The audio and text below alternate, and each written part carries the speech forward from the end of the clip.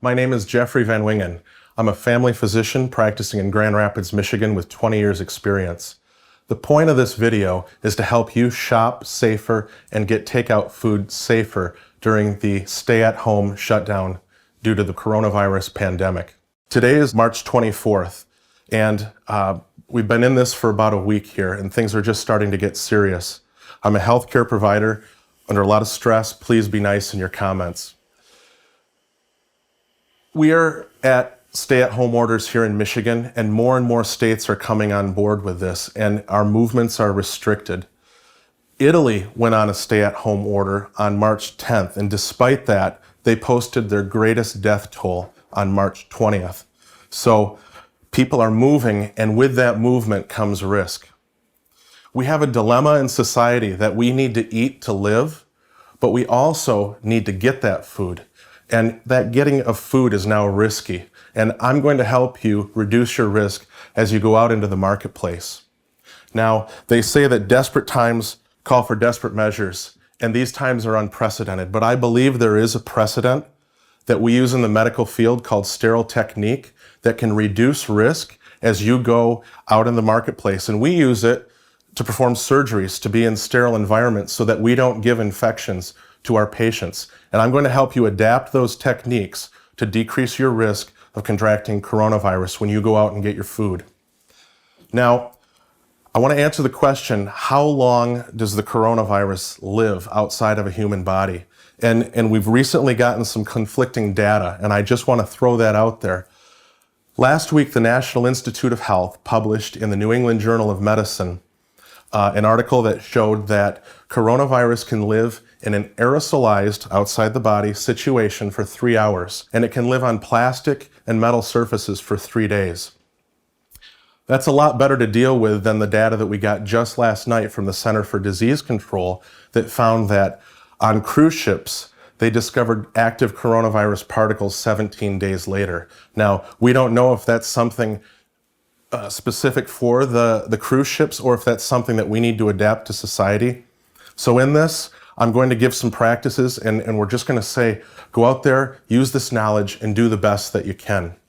Now, when you go out to get your groceries and you bring them home, try not to bring them into your house unless you absolutely need them. Now, if we're going to go with the logic of the National Institute of Health, we could leave those groceries in our garage or on our porch for 3 days. And if you use a shopping service, please don't have them come into your house. Have them dump them outside so that you can bring them in when you need them. And if you must bring them in, we're going to go through some tips using these modified sterile techniques to remove possible coronavirus from the groceries containers and the groceries themselves. Now, thinking about how I can explain this to a public, imagine that the groceries that you have are covered with some glitter. And your goal at the end of this is to not have any glitter in your house, on your hands, or especially on your face. And imagine that disinfectants and soap, they have the power to dissolve that glitter.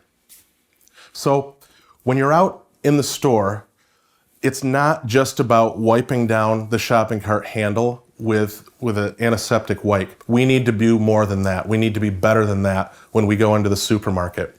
Here's some tips. Wipe down your cart. When you look at items and you're considering buying, commit to buy those items before you pick them up.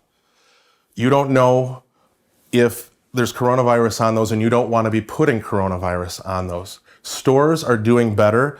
They're sanitizing their stores at night, but they are not sanitizing every canned good and every plastic wrapped item. Don't go to the supermarket if you have any respiratory illness whatsoever. Furthermore, don't allow your loved ones over the age of 60 to go to the supermarket. We need to take care of our elders in these times, and we can bring groceries to them after we've ensured that they're safe. Plan before you go to the supermarket. Minimize your time in the supermarket, and I recommend that you get 2 weeks worth of groceries when you go. Now, before I go outdoors and get my groceries to bring them inside, I'm going to sanitize my table. I'm just going to use a standard disinfectant. And on that note, the Center for Disease Control says that we can use any standard disinfectant to rid our surfaces of coronavirus. I'm going to saturate this so that when I come to it and go back to it, I'm going to consider this as clean. Now this side of the table is going to be my clean side, and we're going to consider the other side of the table as a dirty side where we're going to put our groceries from outside the house.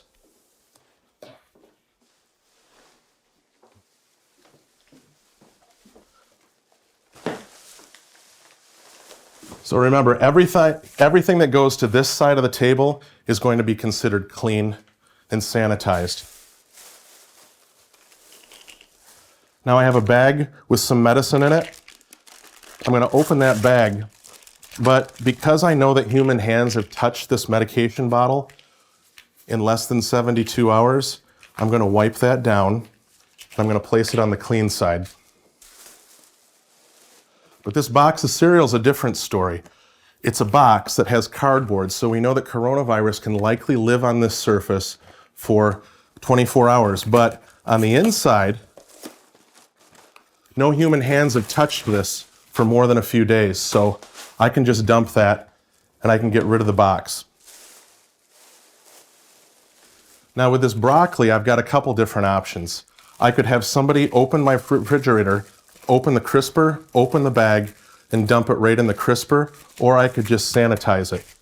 Now, I've got to bring some groceries to my parents. They're in their mid-70s, and I'm going to be dropping those off later today. So I'm going to grab this bag, put it on the clean surface, and I'm going to just dump their groceries into this bag. Now, I'm a big fan of cloth bags, but I don't think now was the time for me to take my cloth bags and increase risk. But if you must, after you're done with those cloth bags, consider them dirty and make sure that they go outside.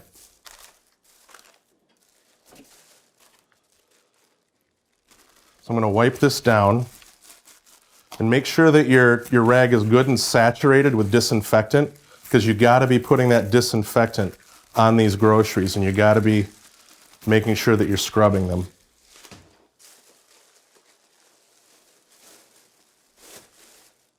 Now, one other thing that I could do with certain items, such as this bread, is I can use clean containers to dump items inside without touching those items. So I'm going to just dump this bread into this container to seal it off and not allow any sort of contamination of the bag.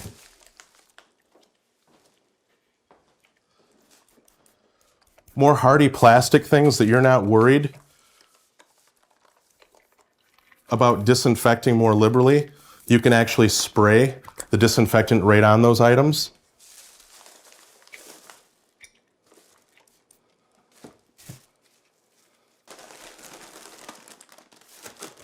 Now these chips, again, I could dump them into a container, but I'm just going to choose to spray them off. That's okay, before they go into the pantry.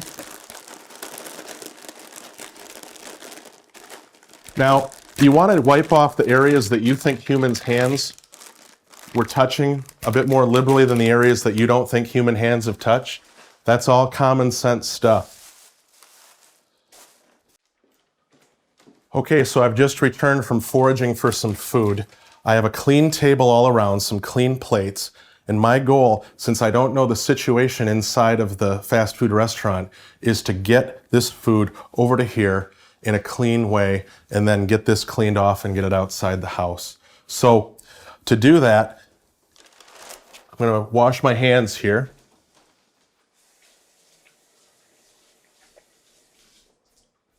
Say I did that for 20 seconds with soap and water scrubbing real good. I'm going to open up this. Now, fortunately, the good news is that you don't have to worry so much about the food.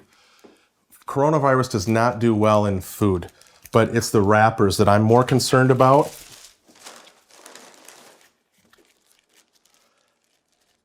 And I know you're asking, can I microwave this? And the answer to that is absolutely yes, you can.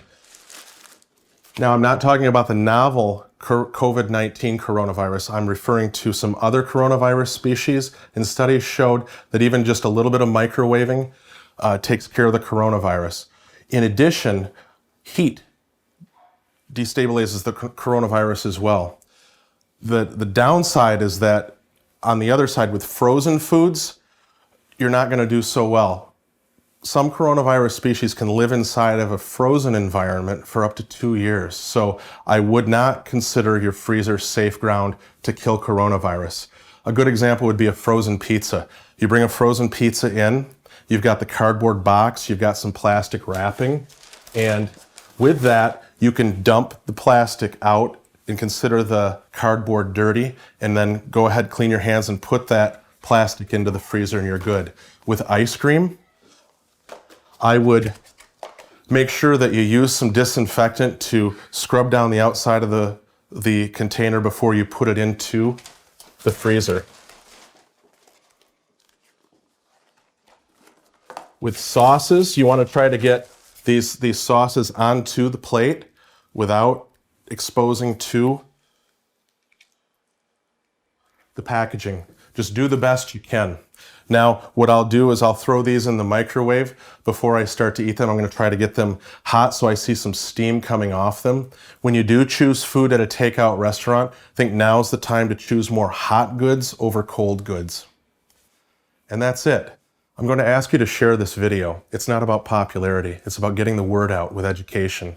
In these unprecedented times, safety out in the marketplace can literally save lives.